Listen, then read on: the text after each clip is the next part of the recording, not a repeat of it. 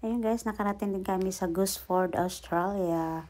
1 hour and drive po namin dyan guys. Galing po dito sa tinitirhan namin para mamit lang namin po yung bunso namin kapatid at asawa at anak niya. Yan na guys, nandiyan na po ako sa tubig.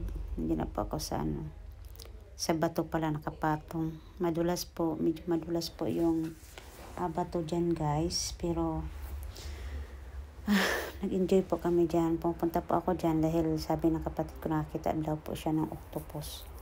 So, kugita po sa Bisaya guys. Ayun. Mainit ang panahon pero malamig po yung tubig. Pero sa una lang po yan pag nagpantapisaw ka sa dagat, medyo manginginig ka. Pero kalaunan, masarap na rin po yung dagat guys. Sobrang lakas ng hangin dyan. Tapos mainit ang panahon. Kasi summer po dito sa Australia. Yan, marami po kami nakuha diyang lamang dagat. At nakakuha yan.